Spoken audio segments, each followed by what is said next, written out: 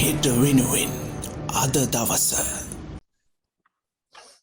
අයිබෝවන් සුබදැසනක් අදත් අපි එකතු වෙනවා හෙට වෙනුවෙන් අද දවස් අපේ වැඩසටහනින් අද දවසේ අපේ කතා බහට මාතෘකාව වන්නේ වර්තමානයේ රටේ පවතින ජනතා විරෝධතා හමුවේ රටේ ආර්ථිකය එහෙම නැත්නම් රටේ තිබෙන මේ ප්‍රශ්න ගැටලු වලට විසඳුම් සොයන්නට මොන වගේ වැඩපිළිවෙලක් ඉදිරියේදී ආණ්ඩුව විදිහට ක්‍රියාත්මක කරන්න ඕනේද ජනතාව විදිහට අපි ඒකට කොයි විදිහටද ප්‍රතිචාර දක්වන්න ඕනේ කියන කාරණාව සම්බන්ධයෙන් කතා බහ කරන්නට අද දවසේ අපේ කතා බහට එකතු වෙනවා හිටපු ආණ්ඩුකේම අපි බොහෝ කාලයක් අඳුරන්නේ නිදහස් සහ සාධාරණ මැතිවරණයක් සඳහා වූ ජනතා ව්‍යාපාරයේ විධායක අධ්‍යක්ෂකවරයා ලෙස ඔහු කීර්ති තෙන්නකෝන් මහතා අයිබෝවන් සුබ උදෑසනක් ඔබට අයිබෝවන් සුබ උදෑසනක් වේවා ඔව් මේ වන විට රටේ විරෝධතා රැල්ලක් ජනතාව අතරින් නැගෙමින් පවතිනවා. ඔවුන් ඉල්ලා සිටින්නේ මේ රටේ මේ පවතිනා වූ ආර්ථික ප්‍රශ්නවලට විසඳුම් සෙවිය හැකි ආණ්ඩුවක් පත්විය යුතුයි. වර්තමානයේ පවතින ආණ්ඩුව වෙනස් විය යුතුයි කියන කාරණාව තමයි එක හඬින් ඔවුන් ඉල්ලා සිටින්නේ. නමුත් ඊයේ දවස වෙන විට අපි දැක්ක කැබිනට් මණ්ඩලය හිටපු කැබිනට් මණ්ඩලය ඉල්ලා අස්ුණා. ඒකට විසඳුමක් විදිහට තාවකාලික අමාත්‍යවරුන් කිහිප දෙනෙක් පත් කරනු ලැබුවා ඊයේ දවසේ. මෙය කොයිතරම් දුරට සාර්ථකද මේ ජනතාව ඉල්ලන වෙනසට මේන් යම් කිසි සාධාරණයක් වෙයි කියලා ඔබ විශ්වාස කරනවද? මොකද අපි දන්නවා ඔබතුමා විශේෂයෙන්ම මේ දේශපාලන ක්ෂේත්‍රය සම්බන්ධයෙන් පර්යේෂණ රසක් කරලා තිබෙන කෙනෙක්. බොහොම ප්‍රසිද්ධ පර්යේෂණයක් තමයි රජුන් තැනීමේ කලාව පිළිබඳ ඔබ විසින් පර්යේෂණ සිදු කරලා තිබෙනවා. ඉතින් මේ අත්දැකීම් එක්කලා රටේ මේ වර්තමානයේ පවතින තත්ත්වයක් එක්කලා මේ රට යන්නා වූ වැඩපිළිවෙල පිළිබඳව ඔබේ දැකීම කොහොමද ඔබේ විග්‍රහය කොයි විදිහටද කියලා අපි දැනගන්න කැමතියි. සුබ උදෑසනක් මම අපි පහුගිය සතිය තුල විශේෂයෙන්ම පහුගිය දවස් 4-5 තුල දැකන ඇහෙන එක දෙයක් තියෙනවා. ඒ තමයි ගෝටා ගෝ හෝම් කපුටාස් ගෝ හෝම් මේක තමයි ඊයේ දවසෙත් පෙරේදා දවසෙත් ඊට ඉස්සෙල්ලත් සමාජ මාධ්‍යයේ දකින්න තියෙන දේ මේ ලක්ෂ සංඛ්‍යාත ජනතාවක් ඊයේ දවසේදී ලක්ෂ 12ක් ඉක්මවන ජනතාවක් මහපාරට ඇවිල්ලා තිබෙන බව ඉතාමත්ම පැහැදිලිව අපිට හඳුනා ගන්න පුළුවන්. ඒ හැම පුද්ගලයාගේම හඬ වෙලා තියෙන්නේ සටන් පාටේ වෙලා තියෙන්නේ ගෝටා ගෝ හෝම් කියන එක. ඉතාමත්ම පැහැදිලි ජනාධිපතිවරයා ඉවත් විය යුතුයයි කියන සටන් පාටේ. දෙවනියට තිබ සටන් පාටය තමයි රාජපක්ෂවරු එපා කියන එක, රාජපක්ෂස් ගෝ හෝම් කියන එක. ඉතින් ඒක ඉතාමත්ම පැහැදිලි දෙයක්. ඒක අනිත් පැත්තට තියෙනවා. තුන්වෙනි දේ තමයි බැසිල් එපා කියන එක. බැසිල් රාජපක්ෂ මහත්මයා සම්බන්ධයෙන් වෙච්ච දේශපාලනික අර්බුදයක ප්‍රකාශනයේ බවට තමයි මේක පළවෙනි පියවරේදී ආවේ.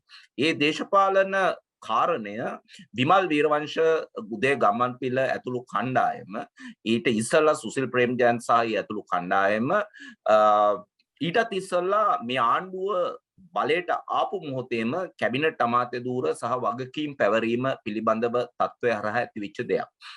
මොකද ආණ්ඩුවේ පුද්ගලයා මෙහෙවන පුද්ගලයා බැසිල් රාජපක්ෂ ඔහුට අවශ්‍ය දේවල් තමයි මේ තිරේ පිටිපස්සේ සියල්ලම සිද්ධ වෙන්නේ කියන අදහස මිනිස්සු තුලක් තියෙනවා. ඒකේ යම් සත්‍යතාවයක් තිබෙන බවත් අපි දන්නවා. ඉතින් මේ අවස්ථාවේ මේ අර්බුදය එනකොට පොහොට්ටුවේ දේශපාලන අර්බුදය මතුවෙනකොට ඉතාමත්ම පැහැදිලි බැසිල් රාජපක්ෂ මහත්මයා තෝරාගත්ත ප්‍රවේශය ඔහු හිතුවා විමල් වීරවංශ සහ උදේ ගම්මන්පිල කියන පුද්ගලයෝ දෙදෙනා සහ වාසුදේව සහ එයට සහාය දක්වන පාර්ශවවලට ගහලා එලවන්න පුළුවන් කියන එක. එය ඔහු කරා. එය කිරීමට ඔහු රාජපක්ෂ පවුලේ අගමැතිවරයා ජනාධිපතිවරයා එකඟ කරගත්තා. හැබැයි එතනින් අභ්‍යන්තරව පක්ෂය ඇතුලේ අර්බුදයක් නිර්මාණය වුණා. ඒ දේශපාලන පැත්ත. අනෙක් අතට ලංකාව ඒකම දැවැන්ත මූල්‍ය අර්බුදයකට ගමන් කරමින් තිබුණා. ඒ මූල්‍ය අර්බුදය ඉතාමත්ම පැහැදිලි සිද්ධ වෙන්නේ කොහොමද කියලා. ඒ මූල්‍ය අර්බුදය මතු වුණේ කාරණා 4ක්. පළවෙනියෙන්ම මේ ආණ්ඩුව බලයට පත් වෙලා 2019 ඔවුන් පළවෙනිම කැබිනට් මණ්ඩල සාකච්ඡාවේදී සිදු කරේ මේ රටේ බදු මුදල් අඩු කරන එක. වැට් බද්ද අඩු කරා, ජාතිය ගොඩනැගීමේ බද්ද අඩු කරා, ආදායම් බද්ද අඩු කරා. මේ කාරණා හින්දා 2020 ඒ කියන්නේ මේ ආණ්ඩුව බලයට පත් වෙලා ආපු පළවෙනි අවුරුද්දේදී ශ්‍රී ලංකා රුපියල් බිලියන 500කට වැඩි මුදලක් භාණ්ඩාගාරයට අහිමි වුණා. රටට ලැබෙන්න තිබ්බ බදු අඩු වුණා, භාණ්ඩාගාරයට ලැබෙන්න තිබ්බ බදු අඩු වුණා.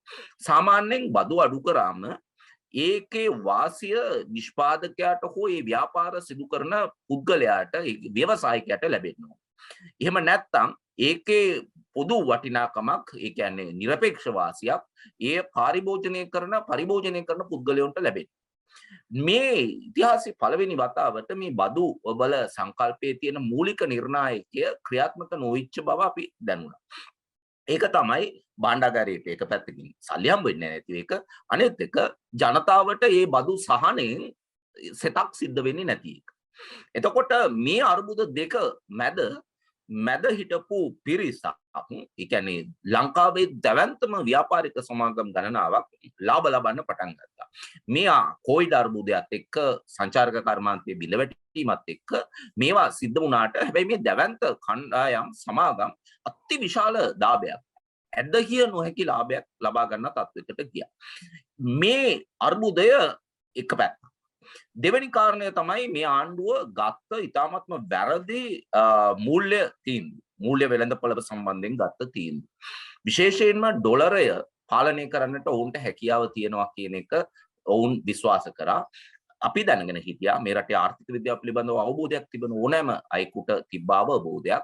එය තමයි මේ ලංකාවේ ආනයන සිදු කිරීම සඳහා අවශ්‍ය ඩොලර් නැත්නම් අපනයනය වේගෙන් බිඳ වැටෙනවා නම් විදේශ සම්ප්‍රේක්ෂණ, ඒ කියන්නේ මේ රටේ ජනතාව විදේශවල ඉඳලා ලංකාවට එවන මුදල් ප්‍රමාණය අර්බුදයකට යනවා නම්, තේ වගාව ඇතුළු ලංකාවට ශුද්ධ ආදායම් ගෙනෙන ශේෂ්ත්‍රයන්ගේ බිඳ වැටීමක් ඇති වෙනවා නම් ලංකාව මේ තියෙන ඩොලර් අර්බුදයෙන් තව අගාධයට වැටෙන්න පුළුවන්.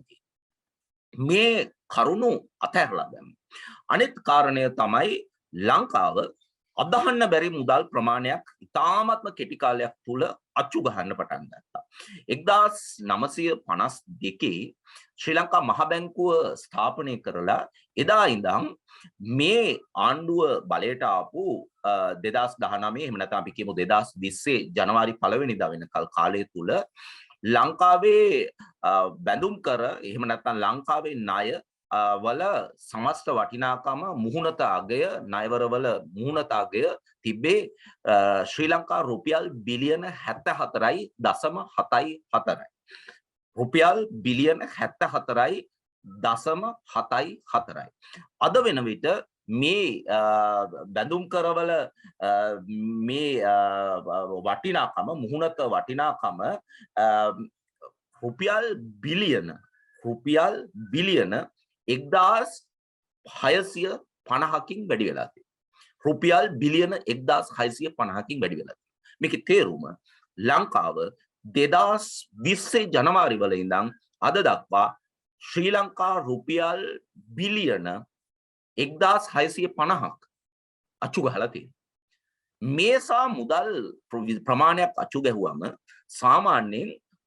සාමාන්‍ය පෙළ අවබෝධයක් තිබෙන දරුවෙකුට, උසස් පෙළ ගණකාධිකරණය මේ විෂයන්, දේශපාලන විද්‍යාව, ආර්ථික විද්‍යාව පිළිබඳව මූලික අවබෝධයක් තියෙන දරුවෙකුට උනත් තේරෙනවා රටේ අති දැවැන්ත උද්දමනයක් ඇති වෙන්න පුළුවන්. ඒ උද්දමනයේ ප්‍රතිඵලයක් විදිහට බඩු මිල ඉහළ යන්න පුළුවන් කියන එක.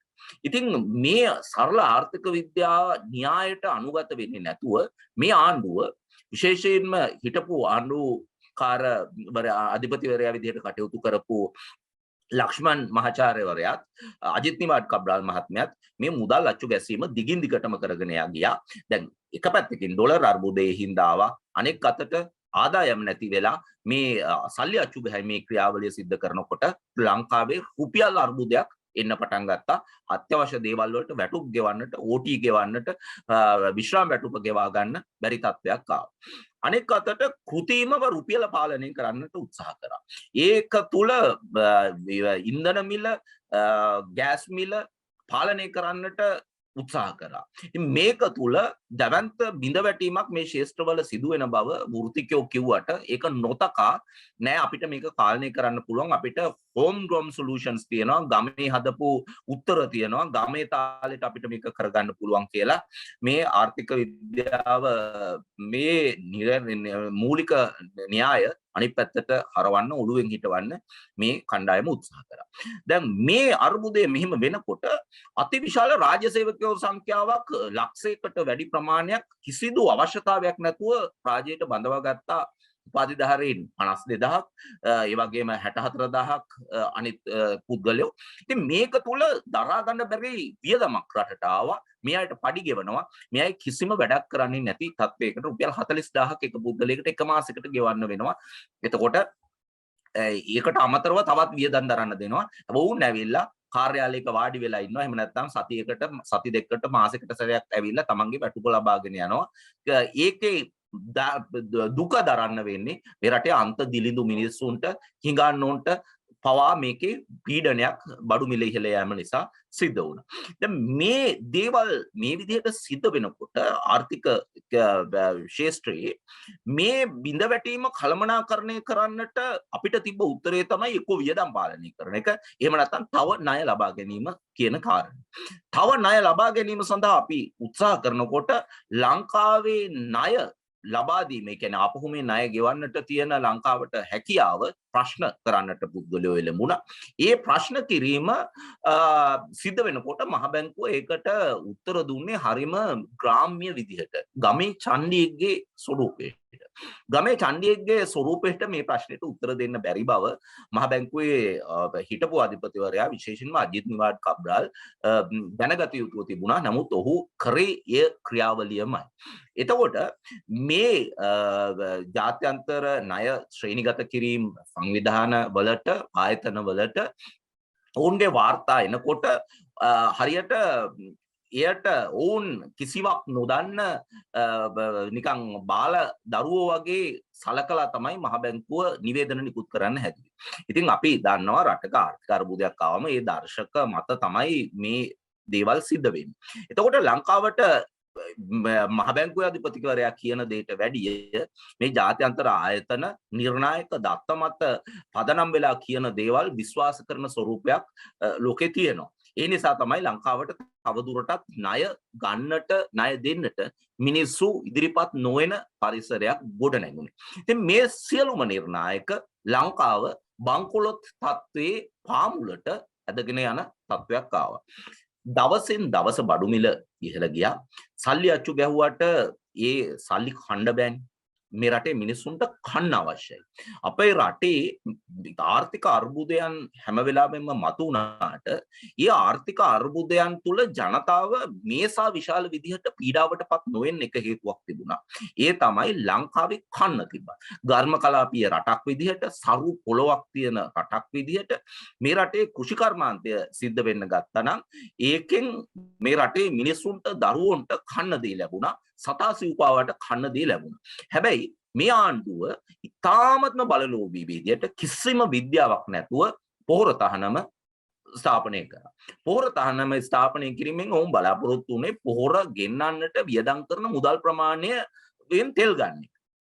මේක වැරදි ආර්ථික කළමනාකරණයක් බව ඕනෑම බුද්ධියක් තියෙන මේ රටේ මිනිසුන්ගේ බඩගින්න ගැන අවබෝධයක් තිබෙන පුද්ගලයන්ට තේරෙන්න ඕනේ.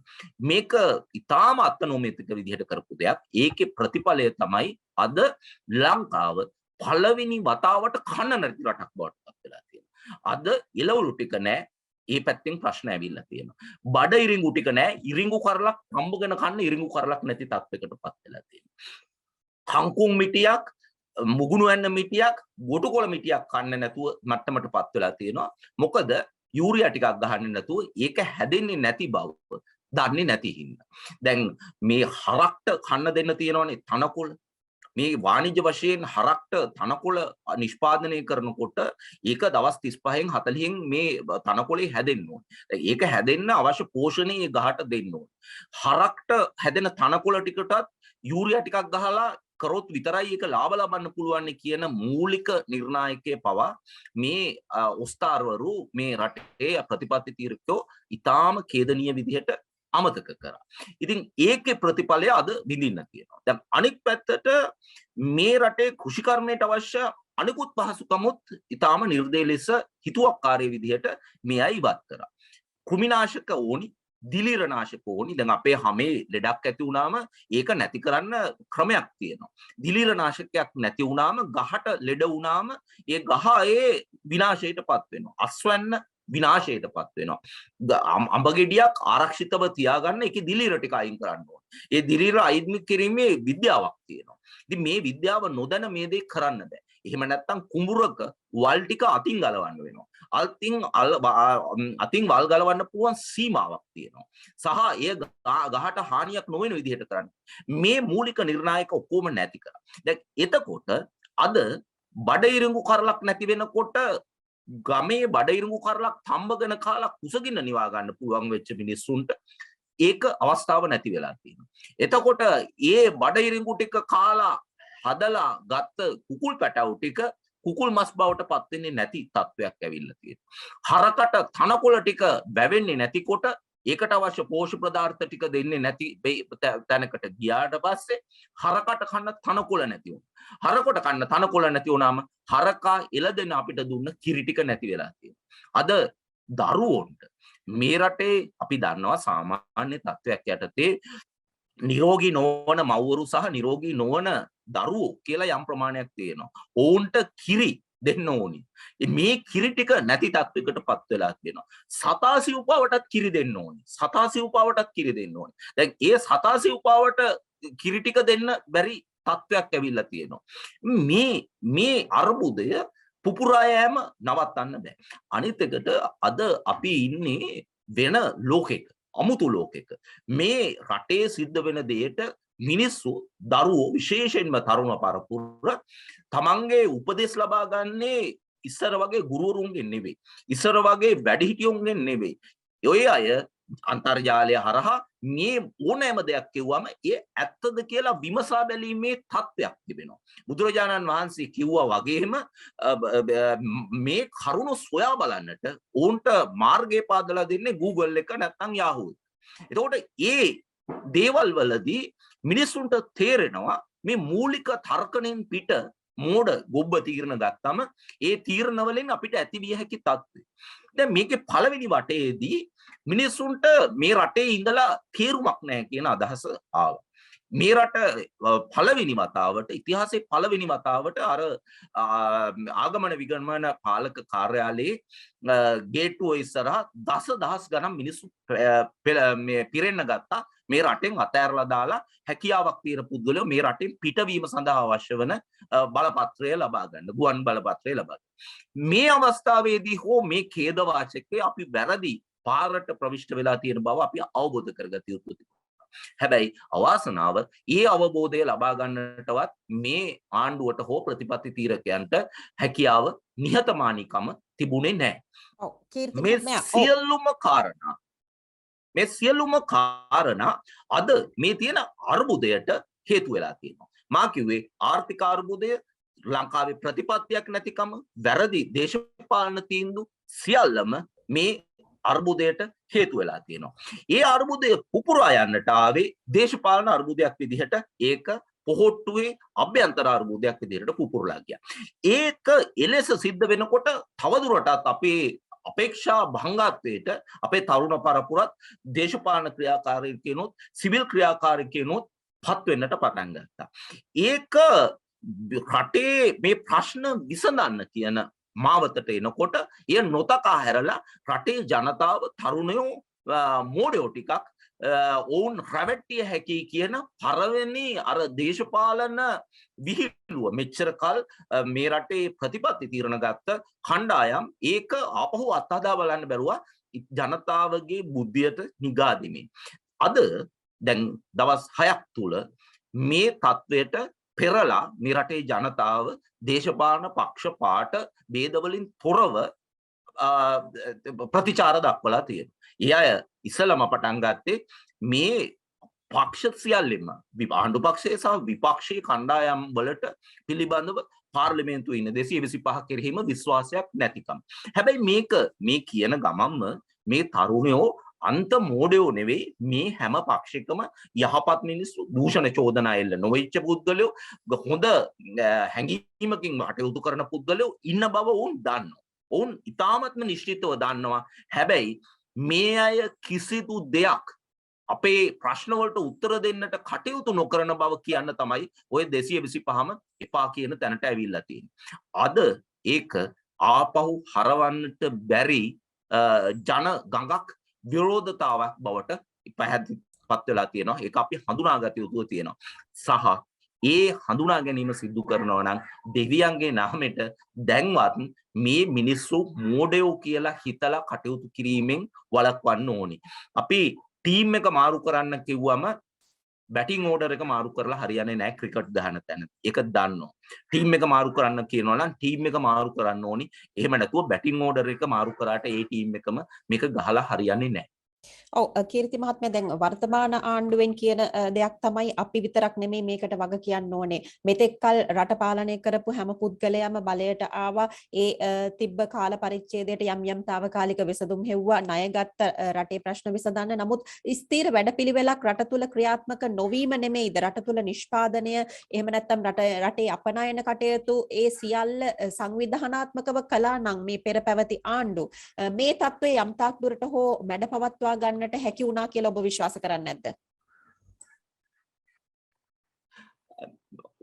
මේකට අවුරුදු 74ක් රට පාලනය කරපු පුද්ගලයෝ වග කියන්න ඕනි කියන කතාවේ යම් සාධාරණයක් නැතුවා නොවේ. හැබැයි අපි අමතක කරන්න එපා මේ අර්බුද එක එක වෙලාවල් වලදී කළමනාකරණය කරගත්ත බව. දැන් අපිට මතක තියෙන කාලය ගැන බලමුකෝ. 1970 දශකයේදී ලෝකය පුරාම තෙල් මිල සම්බන්ධයෙන් අර්බුදයක් ඇවිල්ලා සිරිමාවෝ බණ්ඩාරනායක මහත්මියගේ රජය කාලයේදී 1971 කැරැල්ලක් ඇති වෙලා ඒ අවස්ථාව ඇති වුණාට පස්සේ ඒ රජයම ඉතාමත්ම සූක්ෂම ලෙස දේශීය කෘෂිකර්මය නංවලා ඒ ප්‍රශ්නයට ලංකාවේ ඒදා තිබ සමාජ දේශපාලන තත්ත්වයේ යටතේ උත්තර හොයාගත්තා. ඒකෙන් මේ රටේ අවශ්‍ය සියලුම දේවල් හදාගන්න තැනකට ගියා ස්වයං පෝෂණය වීම සඳහා වන මාර්ගයට ප්‍රවිෂ්ඨ වුණා. 1977 ඇවිල්ලා ඊට වැඩිය වෙනස් දේශපාලන දර්ශනයක් තිබ්බ ජේ.ආර්. ජයවර්ධන මහත්මයා ආසියාවේ පළවෙනි රටක් විදිහට ලංකාව ලෝකයට විවෘත කරලා එංගලන්තය හා ඉස්සල්ලා සම්පූර්ණයෙන් දියුණු වෙන රටක් විවෘත ආර්ථිකයේ වැළඳගෙන ඒ වෙලාවේ කල හැකි අවස්ථාවන් ලංකාවට ලබලා දුන්නා. එය මහවැලි ව්‍යාපාරයේ වේවා වෙන ක්‍රමවලට වේවා රටේ මිනිසුන්ගේ දැවෙන ප්‍රශ්නවලට ආර්ථිකමය විප්ලවයකින් උත්තර දෙවලා තිබෙනවා. ඒකේ වෙන නොතකා හැරීම් පිළිබඳව ප්‍රශ්නයන් හින්දා උතුරේ ප්‍රශ්න ඇති වුණා. ඒක වෙනම කතාවක්. දැන් අපි 2001 අවුරුද්ද වෙනකොට ලංකාවේ ආර්ථිකයේ ඉතාමත්ම නරක තත්ත්වයට ඇවිල්ලා චන්ද්‍රිකා කුමාරතුංග මහත්මිය යටතේ ආර්ථිකය ඍණ ආර්ථික වර්ධනයක් දක්වා ආවා. ඒක තමයි අපි ඍණ ආර්ථිකය කියන්නේ කියලා. ඒ කියන්නේ ලංකාවේ ආර්ථිකය බිඳ වැටෙන තත්යකට ආවා. හැබැයි 2021 දී ඒ වෙලාවේ ජනතා විමුක්ති පෙරමුණ ඒ විපක්ෂයේ හිටපු කණ්ඩායම් මේ අය මේක ගැන යම් ක්‍රියාමාර්ගයක් අරගත්තා. රනිල් වික්‍රමසිංහ මහත්මයා අගමැති ධූරයට පත් කරා. ඒ අගමැති ධූරයට පත් කරලා ඔහු ගත්ත සමහර ක්‍රියාමාර්ග රටේ ඒ පාක්ෂිකයෝ අතර ජනප්‍රිය වුණේ නැහැ. ඉතාමත්ම නරක තත්වයකට ආවා. හැබැයි ඒ අවුරුදු දෙකේ ආණ්ඩුව අපි රනිල් වික්‍රමසිංහ මහත්මයාට මොනතරම් විවේචන තිබුණත් ඔහු ඒ ආර්ථික අර්බුදයෙන් ඍණ ආර්ථිකය ගොඩ ගන්න තැනකට ගියා. ඔවුන් කරේ කාරණා දෙකයි. පළවෙනි එකම වියදම පාලනය කරා. ඔවුන් ආදායම උපය ගන්න මාර්ගවලට ගියා. රටේ ආර්ථිකය ශක්තිමත් වුණා. අර ර්ණ ආර්ථිකයෙන් ආපහු අපිට හැදෙන්න පුළුවන් තැනකට ගියා. අපිට ජාත්‍යන්තර සම්බන්ධතා තිබ්බා. ඒ රටවල් අපිට උදව් කරා. IMF එක ලංකාවට උදව් කරා. ඒ තත්ත්වය ආවා. ඊට පස්සේ ආයෙත් සැරයක් 2005 වෙනකොට ලංකාවේ ආයුද්ධයක් ආවා. ඒ තත්ත්වය යුද්ධයේ හින්දා යම් විනාශයන් වුණා. අපේ ආර්ථිකය 2008 මීට වැඩිය නරක විදිහට බිඳ වැටෙන්න පටන් ගත්තා. හැබැයි ඒ වෙලාවේ මහ බැංකුවේ හිටපු නිලධාරි දේශපාලන නායකයන්ට කියලා දුන්නා නෑ මේ වැඩේ මෙහෙම නෙවෙයි අපිට මාර්ගයක් තියෙනවා අපි IMF එකට යම් අපි ගිහිල්ලා මේ මුදල් ලබා ගමු අපිට වැඩපිළිවෙලක් තියෙනවා අපි ඒ සාකච්ඡා දේශපාලන නායකත්වයේ ඒ වෙලාවෙත් බැසිල් රාජපක්ෂ මහත්මයා පළවෙනි වටේදී කැමති වුණේ නෑ මේ IMF එකට යන්න හැබැයි ඒ ඔහුට අවබෝධ කරලා දුන්නාට පස්සේ ඔහුට තේරුණා ඔහු මේක කරන්න පුළුවන් කියලා. එය ජනාධිපතිවරයා මහින්ද රාජපක්ෂ මහත්මයා ළඟට ගියාට පස්සේ යුද්ධය ජය ගැනීම සහ ඒ අර්බුද ජය ගැනීම සඳහා අවශ්‍ය මුදල් දුන්නා. සාමාන්‍යයෙන් අපි අදහසක් තියෙනවානේ ධනපති එක්සත් ජාතික පක්ෂ ආණ්ඩුවක් තියෙනකොට තමයි IMF එකෙන් වැඩිපුර සල්ලි දෙන්නේ කියලා. හැබැයි නැහැ. ලංකාවේ වැඩිම සල්ලි ප්‍රමාණයක් IMF එක ලංකාවට ආධාර විදිහට දුන්නේ ණය විදිහට දුන්නේ මහින්ද රාජපක්ෂ මහත්මයාගේ ඒ අවස්ථාවේදී ලංකාවේ ගිවිසුම්ගත වෙච්ච සමස්ත මුදලම දුන්නා. සාමාන්‍යයෙන් ජයාජවර්ධන මහත්මයාට රණසිංහ ප්‍රේමදාස මහත්තයාට ඩඩ්ලි සේනානායක මහත්මයාටවත් සිරිමා බණ්ඩාරනායක මහත්මයාටවත් සමහර අවස්ථාවලදී මේ විශ්වකර්ම වැඩේ කරන්න බැරි වුණා. දැන් මේ විදිහේ දේවල් කරලා ඒ අවස්ථාවලදී ආපු අර්බුද ලංකාව කළමනාකරණය කරගලා තියෙනවා. එතකොට එහි ඉතාමත්ම තීරණාත්මක අවස්ථාවක් තමයි 2014 2015 දී ඒ දේශපාලනික අර්බුදය යම් ප්‍රමාණයකට කළමනාකරණය වුණා. රටේ විධායක ජනාධිපතිවරයා සතු බලය අඩු කරලා කොමිෂන් සභා පිහිටවලා ඒ දේවල් යහපත් විදිහට ආවා. ආර්ථිකයේ බිඳ වැටෙමින් තිබුණා. ඩොලර් බිලියන 8ක් දක්වා ලංකාවේ භාණ්ඩාගාර සංචිත 2019 වෙනකොට ස්ථාවර තත්වයකට ඇවිල්ලා තිබ්බා. දැන් මේ අවස්ථාවේ පොඩි ප්‍රශ්න ආවා. සතියකට ගෑස් නැති වුණා. ඒ තාක්ෂණික දේවල් ආවා. හැබැයි ඒවා ඉතා ඉක්මනින් කළමනාකරණය කරා. මේ රටේ මිනිසුන්ට කන්න නැති වුණේ නැහැ. වැරදි තීරණ හින්දා කන්න නැති වුණේ නැහැ. ගෑස් සතියකට දවස් 6කට ගෑස් නැති වුණා. හැබැයි ඒක මේ විදිහේ තත්වයකට ආවේ නැහැ. රුපියල් 3කින් තෙල් වැඩි කරා මිල 117ට තෙල් වැඩි කරන්න වුණා. ඒක 137 දක්වා ගියා. හැබැයි රුපියල් 4න් 5න් මිසක් රුපියල් 50න් තෙල් මිල ඉහළ ගිහිල්ලා ඉවර වෙලා මේ තත්වයක් එන තත්වයක් ආවේ නැහැ. අද වගේ කිරිපිටි ටික නැතුව තත්වයකට ආවේ නැහැ. අද වගේ ඊටාම මරිමෝඩ තීරණ හින්දා කුඹුරු යායවල් විනාශ වෙන තැනකට ආවේ නැහැ. ඉරිඟු කරල් ටික තඹගෙන කන්න තිබ්බ අවස්ථාව අහිමි වුණේ නැහැ. එතකොට මේ අර්බුදය මේ ගත්ත වැරදි කළමනාකරණ තීරණ හින්දා වෙච්ච දෙයක් කියන එක අපි අමතක කරනවා. අනෙක් අතට දැන් මේක වැරදුනාම වැරදිච්ච බව නිහතමානීව අවබෝධ කරගන්නට එකක් බුද්ධිය අවශ්‍යයි. එකක් නිහතමානීත්වය අවශ්‍යයි. අපි නොදන්නවා නම් අපි කිසි දෙයක් සියල්ල දත් මිනිස්සු නෙවෙයි. ඒ දන්නේ නැති වුණාම ඒ පිළිබඳව විශේෂඥතාවයක් තියෙන පුද්ගලයෝ ළඟට ගිහිල්ලා අපි උපදෙස් ලබා ගන්නවා. ඒ තමයි රාජ්‍යකරණයේ ආණ්ඩුකරණයේ මූලික නිර්ණායකය. එතකොට ඒ නිර්ණායකයට පරිබාහිරව තමයි මේ ආණ්ඩුව සෑම විටම කටයුතු කරමින් තියෙන්නේ. කෘෂිකර්මය ගැන උපදෙස් ගන්න ලංකාවේ වැඩිම PhD හෝල්ඩර්ස්ලා පශ්චාත් උපාධි වැඩිම සංඛ්‍යාවක් තිබෙන පුද්ගලයෝ ඉන්න දෙපාර්තමේන්තුව තමයි කෘෂිකර්ම දෙපාර්තමේන්තුව. ඔවුන්ට කිව්වනම් මේ කාබනික කෘෂිකර්මය අපි දියුණු කරන්න ඕනි කියලා ඔවුන් එයට වැඩපිළිවෙලක් සකස් කරලා එය කරගෙන යන්න තිබ්බා. හැබැයි මේ විදිහේ ඛේදවාචකයක් ඇති නොවන තත්ත්වයට ඒ කරන්න තිබ්බා. ලංකාවේ කෘෂිකර්මයට හාමුදුරුවන්ගෙනුයි වෛද්‍යවරුන්ගෙනුයි වෘත්තීය සමිතිවලුයි උපදෙස් ගන්න ගිහිල්ලා තමයි මේ ප්‍රශ්නය තියෙන්නේ. ඒ වගේම ආර්ථික ප්‍රශ්නයට අපිට ආර්ථික විශේෂඥයෝ ඇති තරම් හිටියා. මේ ආර්ථික විශේෂඥයෝ මට ඉතාමත්ම හොඳ මතකයි අර මේ ජනාධිපතිවරයා මහ බැංකුවේ ජ්‍යෙෂ්ඨ කළමනාකරුවන්ට ගෙනල්ලා බැන වැදිච්ච ආකාරය. චෝදනා එල්ල කරපු ආකාරය. එදා රාත්‍රියේ අර මහ බැංකුවේ ලයිට් දාලා තියෙනකොට හිතුවා මිනිස්සු මේ ප්‍රශ්නේ හරියයි කියලා. හැබැයි ඒ විශේෂඥයෝ ඒ අවස්ථාවට ආවට පස්සේ දුන්න උපදෙස් මේ ආණ්ඩුව පිළිගත්තේ නැහැ. ඔවුන් හිතුවා ඒ විශේෂඥයන්ට වැඩිය ඒ අයගේ දේශපාලන දැනුමට ගට් ෆීලිං එකට වැඩ කරන්න පුළුවන් කියලා. අද ඒක වෙච්ච ගමන් මේ රටේ ඒ තීරණ ගන්න හැකියාව, ඒ කළමනාකරණය කර හැකියාව තිබ්බ මහ බැංකුවේ නිලධාරී අස්විමේ ලියුම දීලා ඕස්ට්‍රේලියාවට ගියා. දැන් ඒ නිලධාරී නැවත නන්දලාල් වීරසිංහ මහත්මයා හිටපු නියෝජ්‍ය අධිපතිවරයා ගැන මම කියන්නේ.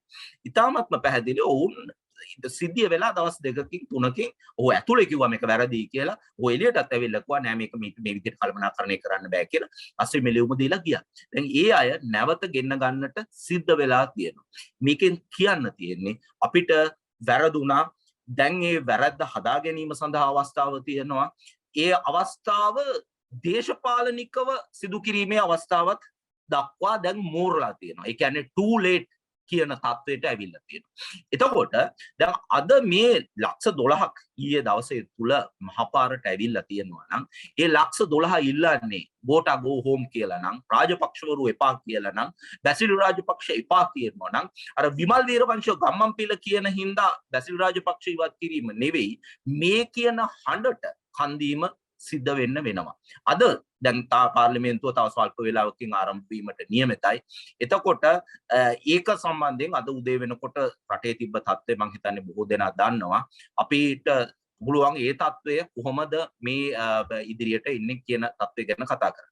ඔව් කීර්ති මහත්මයා දැන් රටේ ජනතාව ඉල්ලනවා ජනාධිපති අගමැති ඉවත් වෙන්න ඕනේ කියලා. නමුත් ඒ ඉවත් වීමෙන් පස්සේ අපිට කවුද එතනට සුදුසුයි කියලා අපිට පත් කරන්න පුළුවන් මේ අවස්ථාවේ ඉන්නේ. මොකද අර මේ ඉඟුරු දීලා මිරිස් ගත්තා වගේ එහෙම ප්‍රතිකර්මයක් නෙමෙයි ජනතාව බලාපොරොත්තු වෙන්නේ. මේකට ස්ථිරසාර විසඳුමක් තව කාලයක් මේ රට ගෙන යන්න පුළුවන් ආර්ථික රටාවක් හදන්න පුළුවන් නායකයෙක් මෙතනටපත් වෙන එක තමයි ජනතා අපේක්ෂාව වෙන්නේ. මේකට සුදුස්සෙක් කියලා ඔබගේ දේශපාලන දැක්ම අනුව කවුද ඔබ නිර්දේශ කරන්නේ? ජනාධිපතිවරයා අගමැතිවරයා ඉවත් වුණායින් පස්සේ රට අස්ථාවර වෙයිද? මේ සියල්ල ජනතාවගේ මනසේ ක්‍රියාත්මක වෙනවා. මොකද්ද ඔබගේ දේශපාලන දැක්ම මේ සම්බන්ධයෙන්? ලංකාවේ හෝ ලෝකයේ කිසිම තැනක කිසිම රටක මේ රීප්ලේස් කරන්න බැරි මිනිස්සු නැහැ. අපි ඒක අවබෝධ කරගන්න ඕනේ. අපේ අවස්ථාවකට එනවා 1992 රණසිංහ ප්‍රේමදාස මහත්මයාව මැයි දිනේදී ඝාතනය වෙනවා. ඝාතනය වෙනකොට ඔහු දැවැන්ත නායකයෙක්. ජනතාවගේ විශ්වාසය හෝ පිළිගැනීම තිබ්බ නායකයෙක්. දැන් ඒ නායකයා ඝාතනය වුණාට පස්සේ කවුරුත් විශ්වාස නොකරපු ඩී.බී. විජේතුංග මහත්මයා සාමාන්‍ය මිනිස්සු අතර විශ්වාසයක් තිබ්බ ඔහු දක්ෂ නායකයෙක් නෙවෙයි. ඔහු අර දැවැන්ත ප්‍රතිරූපයක් තිබ්බ නායකයෙක් නෙවෙයි කියලා. හැබැයි ඩී.බී. විජේතුංග මහත්මයා ඉතාමත්ම ශූර ලෙස ඉතාමත්ම නිහඬව විශේෂඥයෝ උපදිගගේ උපදෙස් අරගෙන ඒ අයත් එක්ක වැඩපිළිවෙලක් හදලා ඒ වැඩපිළිවෙල ක්‍රියාත්මක කරලා ලංකාවේ ඒ වෙනකොට තිබ්බ අර දෙපැත්ත ගිනිගත් විලක්කුව නිමලා දාන්න සූදානම් වුණා. ඔහු ඒ කටයුත්ත අතිශ්‍රේෂ්ඨ විදිහට කරා. ඔහු ලංකාවේ ආර්ථිකය නැවත හරි මාවතට ගත්තා. ඔහු ලංකාවේ තරුණ අසහනය ඉතාමත්ම සූක්ෂම විදිහට නැති කරා.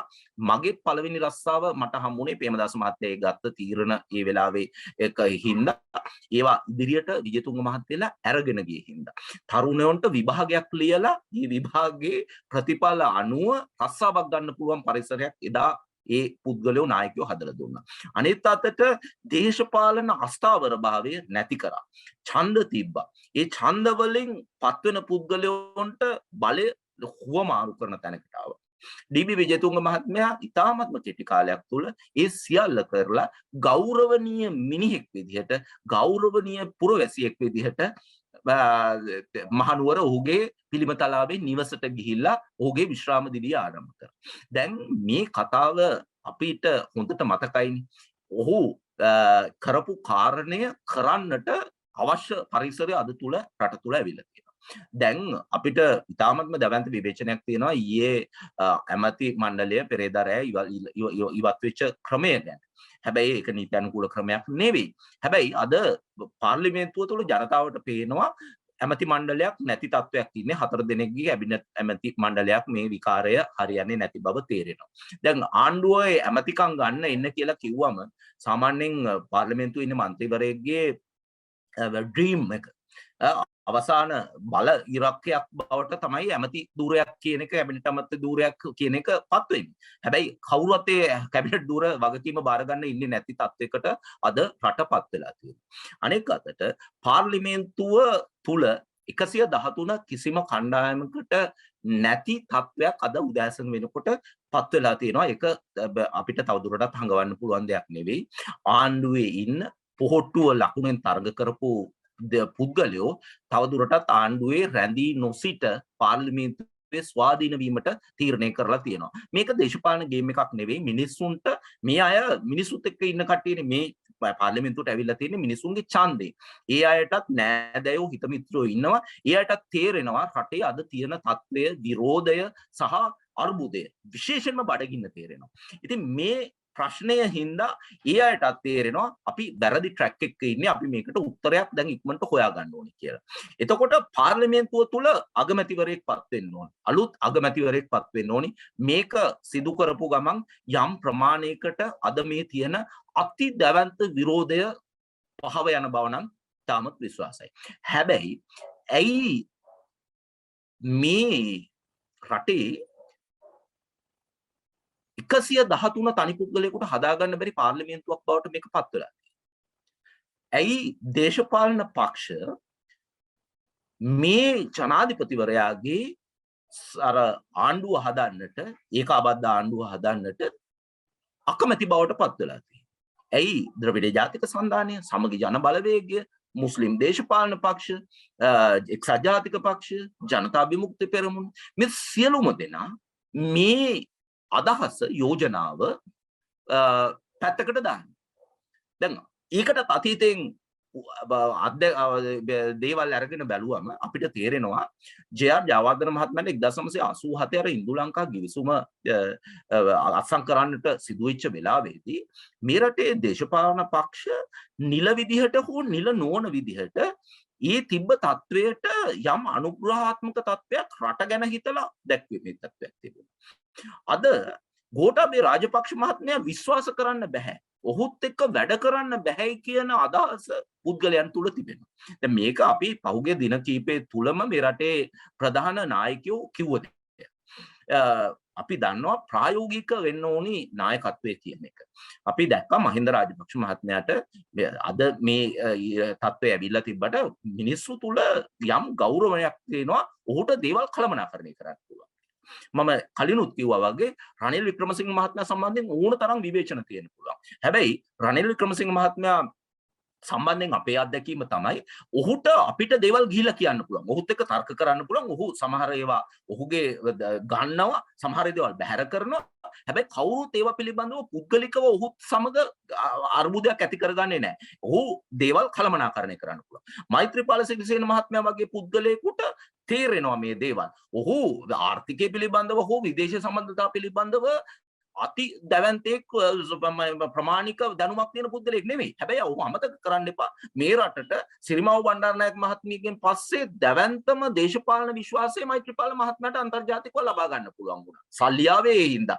අපි දැක්ක රාජ්‍ය නායකයෝ එතුමා ළඟට ඇවිල්ලා කතා කරන තත්ත්වයක් තිබ්බා. ඔහුට ඉංග්‍රීසියෙන් කතා කරන්න බෑ කියලා මිනිස්සු හිනා වුණේ. හැබැයි ඔහුට ඒ කිසිවක් ඔහුගේ රාජතාන්ත්‍රික භාවයට හානියක් වුණේ නැහැ. ඔහුට හැකියාව තිබ්බා අර මහ බැංකුව කඩලා අර්ජුන මහෙන්ද්‍රන් ලංකාවෙන් දැවන්ත අර්බුදයක් දේශපාලනික සහ අර්බුදයක් මතු කරනකොට එයත් කළමනාකරණය කරගෙන ඉන්ද්‍රජිත් කුමාරස්වාමී මහත්මයා වගේ කෙනෙක්ව ඒ තනතුරට පත් කරලා ඒ මහ බැංකුවේ ඒ ගැටුම්කාරී තත්ත්වයක් මේවා කරගෙන ආර්ථිකයත් ගොඩ දාගෙන ඒ සියල්ලම කළමනාකරණය කරගන්න. හැබැයි අපි පහුගිය අවුරුදු 2 තුල ගෝඨාභය රාජපක්ෂ මහත්මයා සම්බන්ධයෙන් දැක්කෙමු. ඊටම වැදගත් ප්‍රශ්නය මේක. මේක දේශපාලනික කියවීම මොකක්ද? මේ ජනාධිපතිවරයාට කියන දේ තේරෙන්නේ නැහැ.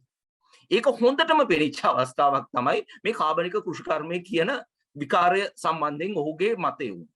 ඔහු මහ බැංකුවේ ආර්ථික විශේෂඥයන්ගේ උපදෙස් බැහැර කරලා උන්ට බැනවදින තත්වයකට ගියේ ඒකෙන්. ඔහු කොවිඩ් සම්බන්ධයෙන් ඔහුගේ මතය. මතකනේ අපි තමයි හොඳටම කරේ කියන කතාව පිළිබඳව තත්ත්වය. ඔහු ජාතිය ඇමතුවා සැමන් මිල අඩු කරන්න, පරිප්පු මිල අඩු කරන්න. මේවා ලංකා ඉතිහාසයේ වෘත්තීය දේශපාලඥයන්ගෙන් බලාපොරොත්තු නොවිය යුතු තත්ත්වයක්. ඔහු ජාතිය අමතලා කරපු කතාවල් වලින් අපි දන්නවා සෑම රාජ්‍ය නායකයෙක්ම ජාතිය අමතලා කරපු කතාවල් වල යම් වාක්‍යයක් මිනිස්සුන්ට මතක හිටිනවා. අපේ ජීවිත කාලය තුර සිරිමාවෝ බණ්ඩාරනායක මහත්මියගේ ඉඳන් මහින්ද රාජපක්ෂ මහත්මයා, රනිල් වික්‍රමසිංහ මහත්මයා, මෛත්‍රීපාල මහත්මයා දක්වා සියලුම දෙනා ගැන එහෙම හොඳ දෙයක් ඉතුරු වෙලා තිබුණා. හැබැයි මේ ගෝඨාභය රාජපක්ෂ මහත්මයා තුළ එහෙම දෙයක් වෙන්නේ නැහැ. ඔහුගෙන් අපි දැක්කේ මේ දේශපාලන වපසරිය කළමනාකරණය කිරීමේ නොහැකියාව තමයි දිගින් දිගටම දැක්කේ. ඒක ක්‍රියාවෙනුත් ඇහැට පේන්නත් හැම ගත්ත තීරණවලත් දකින්න තිබුණා. සාමාන්‍යයෙන් තමන් ආපු මාවත අමතක නොකරන එක තමයි දක්ෂ දේශපාලඥයෙක්ගේ ශූර දේශපාලඥයෙක්ගේ තත්ත්වය. හැබැයි මතක තියාගන්න මේ රටේ ගෝඨාභය රාජපක්ෂ මහත්මයාට 69 ලක්ෂයකට වැඩි ඡන්ද සංඛ්‍යාවක් අරන් දුන්න තීරණාත්මක බලවේග සියල්ලම ගෝඨාභය රාජපක්ෂ මහත්මයා මේ වෙනකොට අතහැර දමලා ඉවරයි. ඔහුට අන්තිමටත් තියෙන්නේ ඔහුගේ ව්‍යාපාරික මිත්‍රයෝ සහ අර වොයිස් කට් දෙන හාමුදුරුවෝ ටිකක් විතරයි ඉතුරු වෙලා තියෙන්නේ. ඕනුත් දැන් හැංග වෙලා තියෙනවා. අර ජනතා විමුක්ති පූර්වකණ විනාශ කරන්න තමන්ගේ අන්තිම රුපියල පාවුණත් පාවිච්චි කරනවා කිව්ව නිශංක සේනාධිපතිලා මෙන්න මාලදී වෙන පළාත් දක්වා පැනලා ගිහිල්ලා තියෙනවා. එතකොට මේ අය මේ ගත්ත වැරදි තීරණ හින්දා ඉතාමත්ම පැහැදිලි මිනිස්සු අන්ත අසරණ භාවයකට පත් වෙලා තියෙනවා. ගෝඨාභය මහත්මයාව අතහැර දාලා තියෙනවා මේ ගත්ත වැරදි තීරණය. ඔව් කීර්ති මහත්මයා දැන් රටේ ජනතාව මේ 225ම ප්‍රතික්ෂේප කරන තත්වයකට අද පත් වෙලා තිබෙනවා. ඒ වගේම සමහරු කියනවා මේ දේශපාලනයට ගෑවිච්ච කෙනෙක්වත් ආයි පත් කරන්නේ නැහැ කියලා පාර්ලිමේන්තුවට. මේ වගේ වෙලාවක රටේ විද්වතුන් ඉදිරිපත් වෙලා ඔවුන් කතිකාවක් ඇති කරගෙන යම්කිසි අලුත් ව්‍යවස්ථාවක් හදලා හෝ මේ රටේ පවතින තත්වයට විසඳුමක් හොයන්න ඉදිරිපත් වුණොත් මේ වෙලාවේ කොයිතරම් දුරට ඒ ක්‍රියාමාර්ගය සාර්ථක වෙයි කියලා ඔබ විශ්වාස කරනවද? පළවෙනියෙන්ම අද දවස තුල පාර්ලිමේන්තුවේ තියෙන ප්‍රශ්නය විසඳාගත යුතුයි. පාර්ලිමේන්තුවේ විශ්වාසය අගමැතිවරයාට නැති වෙන්නට තියෙන ඉඩ ඉතාමත්ම විශාලයි. එයට ඉඩ දී යුතුව තියෙනවා. එය වළක්වන්නට කටයුතු කරොත් එය ලේවිලකින් මේ රටේ අවසන් වෙන තැනකට යන්න පුළුවන්. දෙවෙනි කාරණය මේ රටේ අද වෙනකොට තරුණියෝ වැඩිහිටියෝ මහල්ලෝ සියලු දෙනා කියන්නේ පොඩි ළමයෙක්ගේ අවුරුදු 4-5 දරුවෙක්ගේ කියන්නේ ගෝඨා ගෝහොම් කියලා වෙරේලා. මේ වෙනස අනිවාර්යයෙන්ම සිදු විය යුතුව තියෙනවා. මේකට ජනාධිපතිවරයෙක් පත් කරන්න කතානායකට ලියුමක් ලියලා මේ කරණය කරන්න පුළුවන්. ඔය කියන කිසි අර්බුදයක් ඇති වෙන්නේ නැතුව ඔය දේවල් සිද්ධ වෙනවා කියන එක අර ඩී.බී. විජේතුංග මහත්මයා ජනාධිපතිවරයා වෙනකොට කිසිවෙකු ඔහුට විරුද්ධ වුණේ නැහැ. කිසිවෙකු ඔහුට විරුද්ධ වෙන්නේ නැති තත්වයකට ඇවිල්ලා ඒ තත්වයට ආවා. ඔය පාර්ලිමේන්තුවේ 225 තුල ඉවැනි නායකයෝ ඕනෑ තරම් ඉන්නවා. මෙතන තියෙන්නේ මේ ජනාධිපතිවරයාත් එක්ක ඔය වැඩේ කරන්න පුළුවන්ද බැරිද කියන ප්‍රශ්නය පිළිබඳව සැකය විචිකිච්ඡාව විතරයි. දැන් අනෙක් අතට මේ අර්බුදේ මේ හා සමාන ආර්ථික අර්බුදයන් ලංකාව මීට ඉස්සෙල්ලා ජය අරගෙන තියෙනවා. දැන් උදාහරණයකට 2001 දී ඍණ ආර්ථිකය රනිල් වික්‍රමසිංහ මහත්මයා ඇතුළු පිරිස විසින් එය ජයගත්තා. ඒ අර්බුදේ. ඒකට 2008 දී මහින්ද රාජපක්ෂ මහත්මයාට මේ අර්බුදේ මාවා. ඔහු නිවැරදි මේ පුද්ගලයෝ ඒ තැන් වලට පත් කළා. නිවැරදි තීරණ අරගෙන ඒ අර්බුදේ කළමනාකරණය කරා. ලංකාව මිලේච්ඡ මානව හිමිකම් උල්ලංඝනය කරන රටක් බවට 2014 දී ජාත්‍යන්තරව ලේබල් කරා.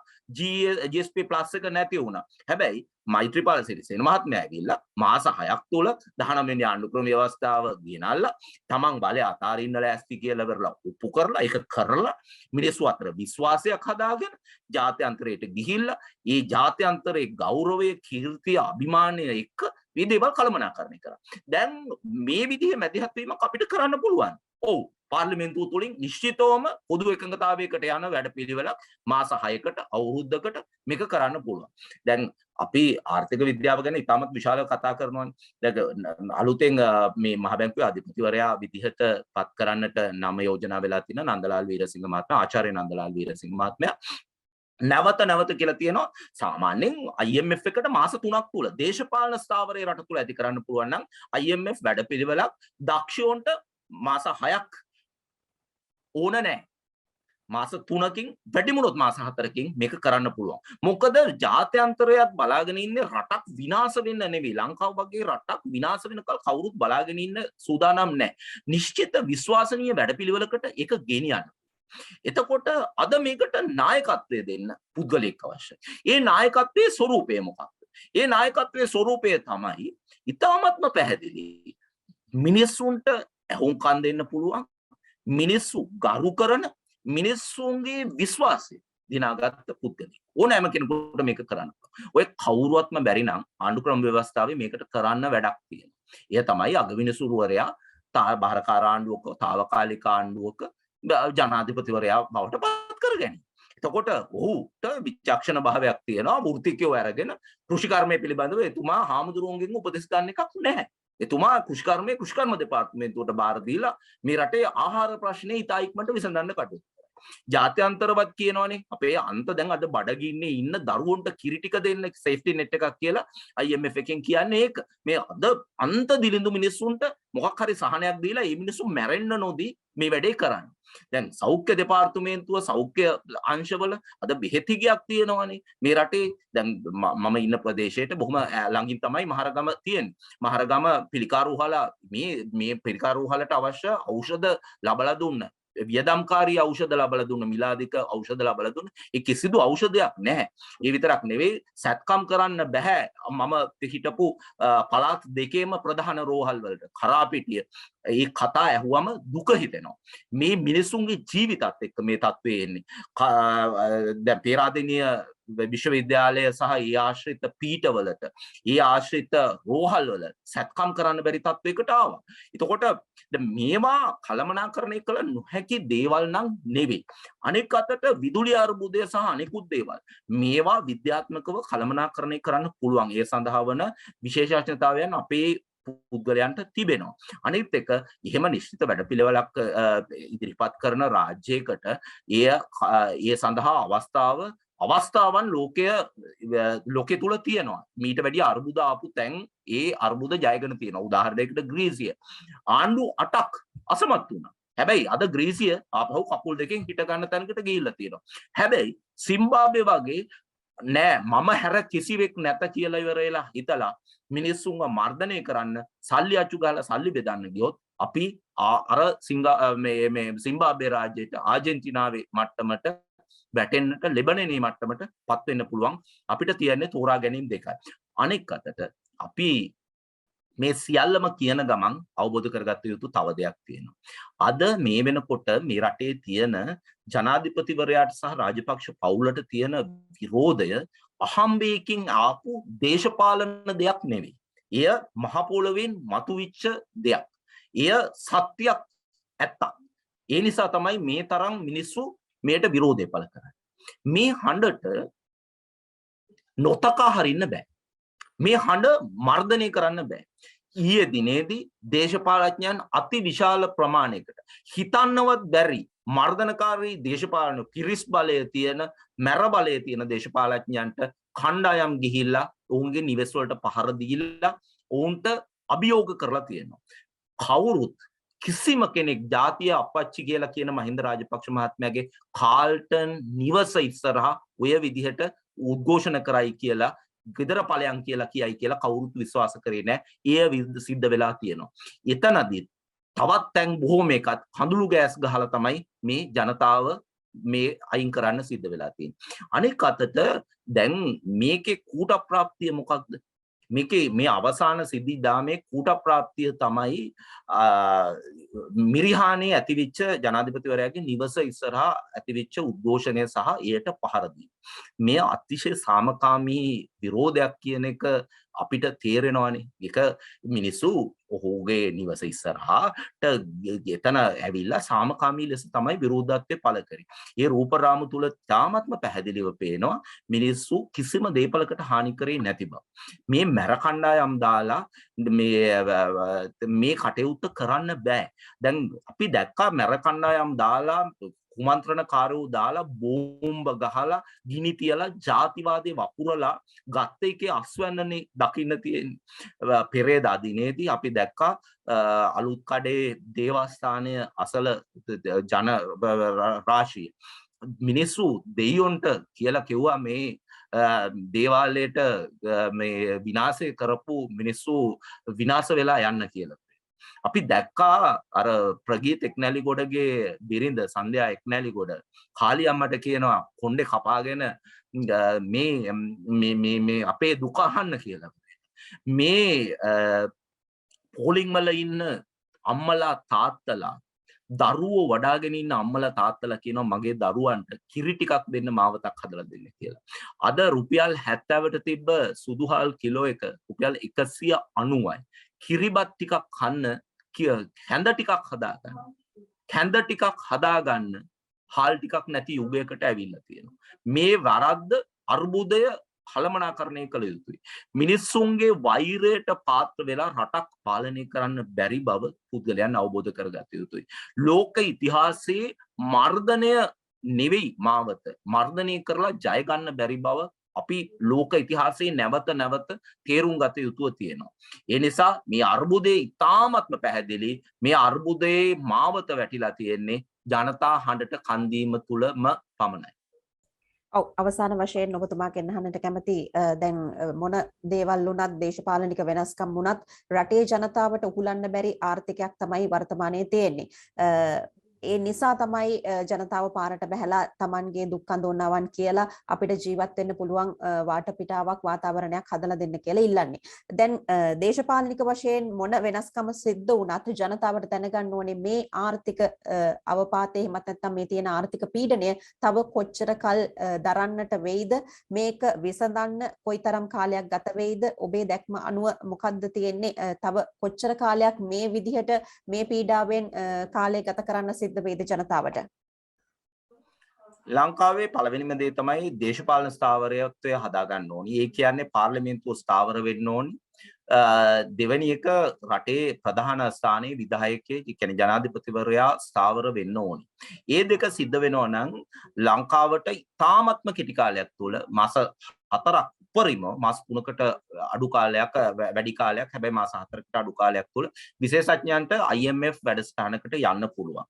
ඒක සිද්ධ කරොත් ලංකාවේ අද තියෙන ශනික ප්‍රශ්නය, ඒ කියන්නේ විදුලිය නැතිකම, ගෑස් නැතිකම, ඉන්ධන නැතිකම කියන ප්‍රශ්නය විසඳා ගන්න පුළුවන්. කිරිපිටි ටිකක් හොයාගන්න ආධාර වශයෙන් හරි මේකට ගන්න බැරි වෙන තත්ත්වයකට පත් වෙන්නේ නැහැ.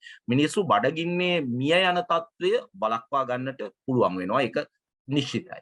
අනෙක් අතට ඊට පස්සේ අපි ලෝක අත්දැකීම් එක්ක බැලුවම මේ ජාත්‍යන්තර මූල්‍ය අරමුදල දෙන සමහර මේ කොන්දේසි යම් පීඩාවක් ගෙන එන්න පුළුවන්. රැකියාවල් නැති වෙන්න පුළුවන්. හැබැයි ඔවුන් මොනම වෙලාවකවත් මතක තියාගන්න ජාත්‍යන්තර මූල්‍ය අරමුදල හෝ ලෝක සංවිධාන මේ අද තියෙන ආකාරයට අන්ත දිලින්දෝ බඩගින්නේ තියෙන ක්‍රමයක් යෝජනා කරන්නේ නැහැ.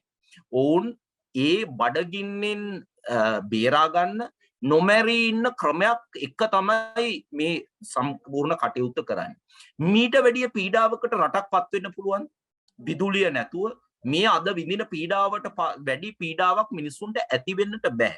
ඒක නිසා ඇත්ත ජාත්‍යන්තර මූල්‍ය අරමුදල සහ අනිකුත් කණ්ඩායම් අපිට කොන්දේසි දායි. හැබැයි අපිව ගලවා ගැනීමේ මාර්ගය එතනින් මෙහා පවතින්නේ නැහැ. එහෙම නැතුව කරන්න පුළුවන් තව ක්‍රමයක් තියෙනවා. ඒ තමයි මේ රටේ අති දැවැන්ත මුදල් කන්දරාව. දැන් ජාත්‍යන්තරව මේ පිළිබඳව පර්යේෂණ කරන පුද්ගලයෝ මම මේ විෂය ඉතාමත් හොඳට දන්නවා. මම අවුරුදු 4ක් මේ දූෂණ විරෝධී පෙරමුණ හා ඒ ආශ්‍රිත ක්‍රියාකාරකම්, ඒ කියන්නේ ලෝකයේ එක එක රටවල් වලින් හොරකම් කරලා ගත්ත සල්ලි මේ මනි ලොන්ඩරින් කියන කාරණේ, එහෙම නැත්නම් ඒ වාගේ ව්‍යවහාරයන් පිළිබඳව ජාත්‍යන්තර මූල්‍ය අරමුදල ලෝක බැංකුව ඇතුළු සංවිධාන එක්ක මම කටයුතු කරලා තියෙනවා. ඒ තුල අපේ අත්දැකීම තමයි ලංකාවෙන් අඩුම ගානේ ඇමරිකන් ඩොලර් බිලියන 17ක් අඩුම ගානේ ඇමරිකන් ඩොලර් බිලියන 17ක් හොරකම් කරගෙන මේ රටේ මිනිස්සුන්ගේ සල්ලි එළියට ගිහිලා තියෙනවා. මේක වෙන්නේ නැත්නම් ඒ සල්ලි ආපහු රටට ගේන ක්‍රමයක් වෙන්න පුළුවන්. ඒ සල්ලි වලින් ඔය බිලියන 17න් භාගයක් 4න් එකක් ආවොත් මේ රට අද තියෙන ප්‍රශ්නෙන් සියල්ලම විනාශ වෙලා නැති වෙලා ඒ ප්‍රශ්න ඔක්කොම කළමනාකරණය කරගෙන ණයත් ගෙවන්න පුළුවන් මාවතකට වැටිලා ගෑස් තියෙන, දරුවන්ට කණ්ඩ හම්බ වෙන, මිනිස්සු බඩගින්නේ ඉන්නේ නැති ඒ අවම මූලික දේවල් ටික කරගෙන ඉස්සරහට යන්න පුළුවන් ක්‍රමයක් එනවා. දැන් තෝරා ගැනීම දෙකයි තියෙන්නේ. එක්කෝ මේ ආපහු මේ සල්ලි සියල්ල ගන්න ක්‍රමයකට දක්වා මේක තල්ලු වෙන්න ඕනි. ඒක පළවෙනි දේ. එහෙම වෙන්නේ නැත්නම් අපිට තියෙන්නේ සාමකාමී විදිහට මේ ඔක්කොම පැත්තක ඉතිහාසයේ කුණුගොඩට දාලා හොරකම් කරගත්ත අය ඒවා පැත්තකට තියලා ඉවරලා වෙන මාවතකින් අපේ රටේ අනාගතය ගැන බලන්න. මේක බොරුවක් නෙවෙයි, මේක විහිළුවක් නෙවෙයි. මේක අපි ඇත්ත දැකපු දෙයක්. මොන හදවතකින්ද ඔබ විශ්වාස කරන්න මේ රටේ මිනිස්සු බඩගින්නට වැටිලා පොහොර පමණක් පැත්තක තියන්නකෝ. කෘෂි රසායන ද්‍රව්‍ය දිලිරනාශක ටික කෘමිනාශක ටික වල්නාශක ටික ගේන්න අවුරුද්දට මොනි ඇමරිකන් ඩොලර් මිලියන 8කට අඩු ගන්න. ඇමරිකන් ඩොලර් මිලියන 8ක් 9ක් නෙවෙයි 15කට වැඩිය නැනෝ වලටයි ඇහැට දැකපු නැති අසූචි වලටයි ගෙව්වචි. මේ මොන අපරාධයක්. ඒතකොට මේ ආකාරයේ අපරාධයන් රැසක එකමුතුවක් තමයි අද මේ රට මේ තත්ත්වයටපත් වෙලා තියෙන්නේ. තාමත්ම පැහැදිලි මේකෙන් ගොඩ යන්න පුළුවන්. හැබැයි ඒ ගොඩ යන ක්‍රමය තීරණය කළ යුත්තේ මේ රටේ පාර්ලිමේන්තුවේ ඉන්න 225ක් නෙවෙයි මේ රටේ ඉන්න ජනතාවගේ ප්‍රාර්ථනාවන් ඉෂ්ට වෙන ආකාරයට. එහෙම නැති වුණොත් අද දවසේ අද තව පැය කිහිපයක් යනකොට මේක රට පුරාම උද්ඝෝෂණ රැල්ලක් ඇති වෙනවා. අද රාත්‍රිය වෙනකොට මොකකින් මොකක් වෙන්නේ නැති තත්වයක් ඊයේ රාත්‍රියේ මේ රටේ තිබ්බ තත්වෙම අද රාත්‍රියේත් ආපහු හවස් වෙනකොට ඇති වෙන්නට පුළුවන්. ඒක තමයි අපි කොච්චර කැමති වුණත් අකමැති වුණත් සත්‍ය. ඒ නිසා අද අපි විශ්වාස කරමු පාර්ලිමේන්තුව තුළ යම් එකඟතාවයක් ඇති වෙයි අගමැති ධූරය සම්බන්ධයෙන් සහ ජනතාව තවදුරටත් කියනවා නම් මේ ජනාධිපතිවරයා යන්න ඕනි කියලා මං විශ්වාස කරන්නේ නැහැ. මේ විදිහට පාරවල් බහලා මිනිස්සු කෑ ගහන රටක රාජ්‍ය පාලනය කරන්න පුළුවන් කියලා අද අපේ ඇත්ත අපිට පේන දැනෙන දේ තමයි අද මේ වෙනකොටත් රාජ්‍ය ආයතන සියල්ලම අක්‍රිය වෙන තත්ත්වයකට ඇවිල්ලා තියෙන අත්‍යවශ්‍ය දේවල් විතරයි සිද්ධ වෙන්නේ. මිනිස්සු පාරට ඇවිල්ලා කියන්න පටන් අරගෙන තියෙනවා යන්න දැන් ඇති කියලා. අපිට කියන්න තියෙන්නේ මිනිසුන්ගේ ඉල්ලීම ගෝඨා ගෙදර යන්න. ඒ යන්න අවස්ථාව ලැබිලා තියෙනවා. ඒක යහපත සඳහා තමයි මීට වැඩිය නරක තැනකට ගෝඨා ගෙදර ගියා කියලා මේ රට වැටෙන්නේ නැහැ. ඒක නිශ්චිතයි. දෙවෙනි කාරණය අපිට වෘත්තිකයෝ වැඩ කරන්න පුළුවන් විශේෂඥතාවයක් තියෙන මිනිස්සු එක්ක මේ රට ගොඩනගන්න පුළුවන්. ඒකටත් ඉතාමත්ම පැහැදිලි එක කරන්න පුළුවන් දෙයක්.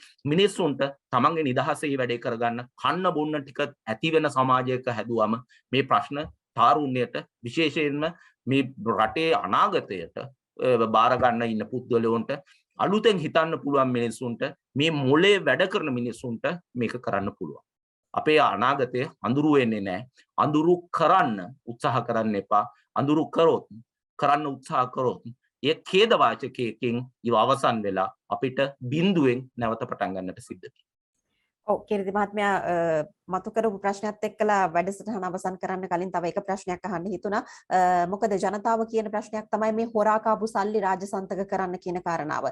පැන්ඩෝරා පත්‍රිකාවලින් පවා හෙළි වුණා රටේ යම් යම් දේශපාලන ක්‍රියාකාරීන් සතු විශාල මුදල් සම්භාරයක් මේ වෙනකොට තියෙනවා කියලා. මේක කරන්න පුළුවන් දෙයක්ද? Tamanගේ දේපලවත්කම් අපි දන්නවා මැතිවරණයකට ඔව් මැතිවරණයකට ඉදිරිපත් වෙනකොට අපිට Tamanගේ දේපලහවත්කම් පිළිබඳව හෙළිදරව්වක් කරන්නට ඕනේ. ඊට අමතරව උපයාගත්ත යමක් තිබෙනවා නම් මේ රටේ ජනතාවගේ සල්ලි සූරා කාපු කෙනෙක් ඉන්නවා නම් ඒව රාජසන්තක කරන්න පුළුවන් දෙයක කොයි විදිහටද ක්‍රියාත්මක කරන්න පුළුවන්? ඔය කියන කාරණේ කරන්න පුළුවන්. ලෝකයේ ආයතන සංවිධාන බැංකු පද්ධතිය මේ සල්ලි කොහෙද තියෙන්නේ කියලා දන්නවා. ලංකාවේ වැඩිම සල්ලි ප්‍රමාණයක් තියෙන්නේ ඩුබායි සහ යුරෝපයේ බැංකුවල විතරක් නෙවෙයි රුසියාවේ සහ යුක්‍රේනයේ. ඒ වගේම අප්‍රිකාවේ රටවල් ගණනාවක ලංකාවේ සල්ලි තියෙනවා. විශේෂයෙන්ම උගන්ඩාවේ ලංකාවේ අති විශාල සම්පත් ප්‍රමාණයක් තිබෙනවා. මේ සල්ලි ගන්න ඕන නම් ඒ සඳහා මාර්ගය යාන්ත්‍රණ ඕන තරම් තියෙනවා. අපි දැක්කා එහෙම ලංකාවට මේ පිළිබඳ උනන්දුවක් දක්වපු කාලේ කියන්නේ 2017 2018 කාලේදී ඒ සඳහා වන අවස්ථාව ජාත්‍යන්තර මූල්‍ය අරමුදල ලෝක බැංකුව ඇතුළු ඇමරිකන් රාජ්‍ය දෙපාර්තමේන්තුව යුරෝපා සංගමය විසින් ලබලා දීලා ඒ සඳහා මූලික කටයුතු සූදානම් කරලා තිබ්බා. හැබැයි අපි ඒ වටේදී අසමත් වුණා. මේක කරන්න බැරි දෙයක් නෙවෙයි. ලෝකේ රටවල් මේ විදිහේ දේවල් කරලා තියෙනවා. ලෝකේ රටවල් වල රාජ්‍ය නායකයෝ රාජ්‍ය පාලකයෝ නිලධාරී හොරකම් කරපු සල්ලි ආපහු අරගෙන තියෙනවා. ඒ රටවල් වලට ගෙනල්ලා තියෙනවා. ඔව් මේක කරන්න පුළුවන් දෙයක්. මේකට අරගලයක් දේශීය වශයෙන් අවශ්‍යයි. ඒකට විනිවිද භාවයකින් යුතු මූල්‍ය පරීක්ෂණයක් අවශ්‍යයි. අධිකරණ ක්‍රියාදාමයක් අවශ්‍යයි. ඒක කරන්න සූදානම් වෙනවා නම් ඒට උදව් කරන්න ජාත්‍යන්තර සංවිධාන ඕනෑතරම් ආයතන තියෙනවා. විශේෂයෙන්ම ලෝක බැංකුව, ඇමරිකන් රාජ්‍ය දෙපාර්තමේන්තුව ඒ අය මේකට උදව් කරන්න සූදානම්. මේක කරන්න පුළුවන් දෙයක්. ඒක කළ යුතු දෙයක්. මොකද අද මේ රටේ එක දරුවෙක්, අද ඉපදෙන දරුවෙක් රුපියල් ලක්ෂ 5කට වැඩි ප්‍රමාණයකට යාසන්න ප්‍රමාණයක ණයකරුවෝ කරලා තියෙන්නේ අපි නෙවෙයි. අපි කාපු දේවල් වලට අපි ඉන්ධන ගත්තා නම් අපි ඒකට සල්ලි ගෙවලා තමයි ඉන්ධන අරගෙන තියෙන්නේ. මේ රටේ අනික් පැත්තට මේ සියලු දෙනා දූෂිත දේශපාලඥයෝ හෝ දූෂිත නිලධාරීන් නෙවෙයි. එහෙම හොරකම් කරන්නේ නැතුව අපිට ආත්ම ගෞරවයක් ඇතුව ජීවත් වීම වැදගත් කියලා විශ්වාස කරන අතිවිශාල පිරිසක් ඉන්නවා. ඒ අයට වැදගත් වෙන්නේ සෙරෙප්පු දෙක දාලා කලිසමක් ඇඳගෙන නිදහසේ එහා කෙරවල ඉඳන් මෙහා කෙරවලට නගරයක ඇවිදීමෙන් ලබන සතුට ලබා ගන්න. ඒ සතුට ලබාගත් දේශපාලඥයෝත් අතිවිශාල පිරිසක් ඉන්නවා. අමතක කරන්න එපා මේ මංකොල්ලකාරයෝ අතර ඒ විශාල පිරිසකුත් ඉන්නවා. ඒ අයට පුළුවන් මේ දේ කරන්න. අනිත් අතට අද ලංකාවට අලුතෙන් හිතන අලුත් තරණු නායකයෝ අවශ්‍යයි. අද ඊයේ පහුගිය දවස් ටික තුල මම දැකපු දේ තමයි ඒ තරුණ නායකයෝ ජනතාව අතරින් බිහි වෙමින් තියෙන බව. ඒ තාරුණ්‍යයට ඉඩක් දෙන්නට ඕන. මොකද අපි වැඩිහිටි පරම්පරාව නැවත නැවත අවුරුදු 74ක් තමයි මේ අසමත් භාවයට විශාලම දායකත්වයේ දීලා තියෙන්නේ. අලුත්ෙන් හිතන්නේ නැති ජාතියකට පැවැත්මක් නැහැ. අනෙක් අතට මේ තරුණයන්ට අවස්ථාවක් ඕනි කියන්නේ අපි කල්පනා කරලා බලන්න සිදුහත් කුමාරයා බුද්ධත්වයට පත් වුණ වයස තරුණ වයස. මහමතුමා දේශනා කරන්නට පටන් ගත්තේ තරුණ වයසේ. ජේසුස් තුමන් තමන්ගේ දේශනාවන් මරණය උත්ථානය කරේ තරුණ වයසේදී. ලෝකයේ සියලුම ධර්මයන් හොඳට ස්ථාපනය වෙලා තියෙන්නේ. අලුත් අදහස් ලෝකයට ඇවිල්ලා ජයග්‍රාහී පුද්ගලයෝ බිහි වෙලා තියෙන්නේ මේ මුලේ වැඩ කරන්නේ නැතුව ඉන්න පුද්ගලයන්ගේ නෙවෙයි අලුතෙන් හිතලා අවදානමක් අරගන්න පුළුවන් වෙච්ච මිනිස්සුන්ට. අපිට රුවන්ඩාවක් නැවත ගොඩනගන්න පුළුවන්. මිනිස්සු මරාගෙන මැරිච්ච අති මිනිස්සු ටිකක් මිලේච්ඡව ඝාතනය කරපු රුවන්ඩාව අද ලෝකයේ ශාස්ත්‍රීයකම දක්ෂම ඉහළම කළමනාකරණයක් තියෙන නූතන රාජ්‍යයන්ගෙන් එකක් වෙලා තියෙනවා. ඒක පිටිපස්සේ ඉන්නේ තනි නායකයෙක්. ඒක පිටිපස්සේ ඉන්නේ තනි තරුණ නායකයෙක්. ඒ පිටිපස්සේ ඉන්නේ දේශයක්, ජාතියක් පිළිබඳව විශ්වාස කරපු පුද්ගලයෝ. එතනට අපිට යන්න පුළුවන්. එහෙම නැත්නම් අපිට සිම්බාබ්වේ මාවතේ යන්න පුළුවන්. අපි අද යමින් තියෙන්නේ සිම්බාබ්වේ මාවත. අපිට තෝරාගන්න එකයි තියෙන්නේ. ඒ මාවතින් දුරස් වීම. ඒ මාවතින් දුරස් වෙන්න තමයි මේ රටේ මිනිස්සු ඇවිල්ලා කියන්නේ ඕට ගෝ හෝම් කියලා. හරි බෙහෙවින්ම ස්තුතිවන්ත වෙනවා අද දවසේ අපේ කතා බහට එකතු වුණු කීර්ති තෙන්නකෝන් මහතාට.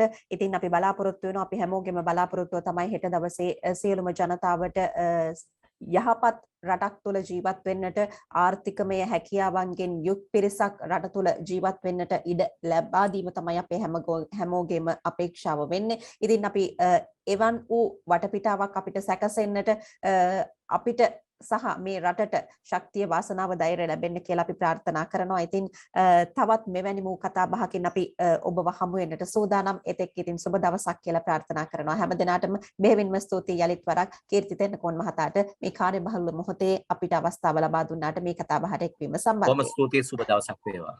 හරි. හෙට වෙනුවෙන් අද දවස